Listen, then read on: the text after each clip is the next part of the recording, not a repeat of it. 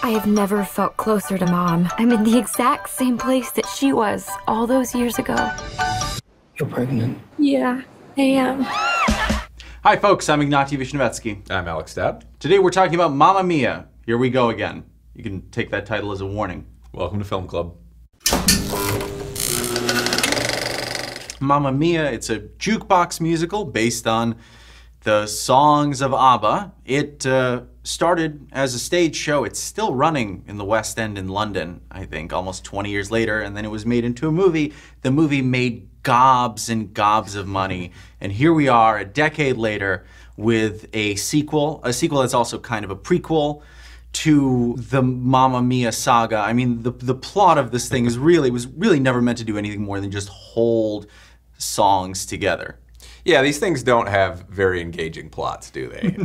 In the original, Sophie, played by Amanda Seyfried, is getting married, and she would like her father to attend the nuptials. And it is one of three possible men in a Tinker Tailor Soldier Spy sort of process of elimination. One of them played by, they're played by Pierce Brosnan, Colin Firth, and Stellan Skarsgård. And then her mother is played by Meryl Streep. That's right. Who is dead in this film. Yes. Incidentally, her character has died somewhere. Died between movies, had the good sense to die between movies. Well, she still comes back as a ghost. Spoiler.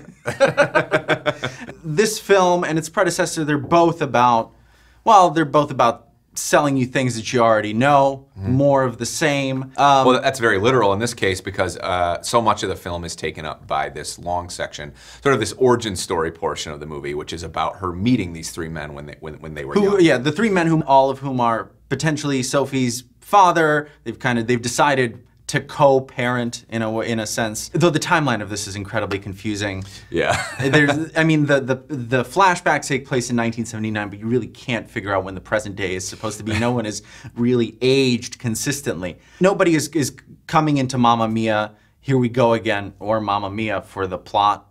They're there, I guess, for the music. But the thing is that, this is as true of this film as it was of its predecessors. It's taking these songs, we're talking about ABBA, the Beach Boys of breakup songs, and draining most of what's great out of them, apart from the melodies and the lyrics, and turning something that seems as untouchable as SOS into whatever noise is coming out of Pierce Brosnan's mouth in the first film. He sings it again here. It used to be so nice, it used to be so good. Yeah, so they repeat a lot of the songs Yeah. in here. There's a good, probably like half a dozen of the hits that are used in the original are just reused in the sequel. And I understand that. I mean, if you're going to see an ABBA musical, you probably want to hear Dancing Queen or Mamma Mia itself, but that's a pretty lazy choice. But why use Waterloo in two films? And in this case, it's in a Napoleon-themed restaurant.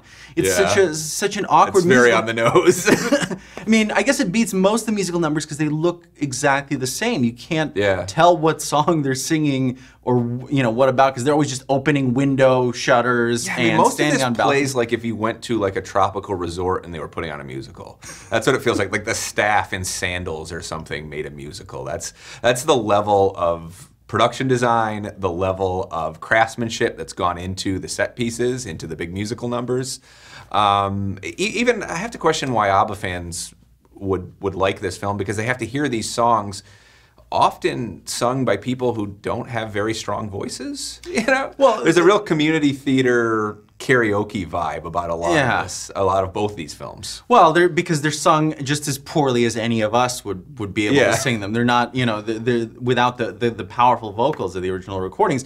Well, with one exception, because you do have Cher showing up at the end of the film. That's already been spoiled in the advertising. To play the grandmother or the mother of the Meryl Streep character, and to sing a few songs, which I guess in this film counts for reinterpretation, just because she has a distinctive voice. Right. She is Cher. Right. And she's singing a couple of ABBA songs, but that's about as close as these movies get to doing anything with the original material.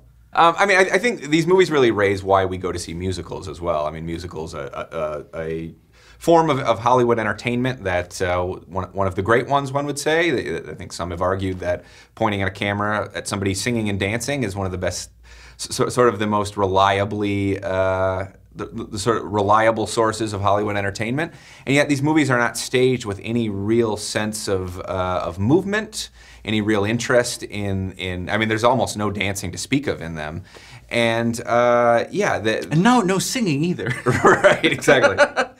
Yeah, they're formless. They're just this feels like it feels like a jukebox, except on the jukebox you at least get to hear the original recordings. Right. You're about to become a great-grandmother. Great-grandmother. I'm leaving that out of the bio.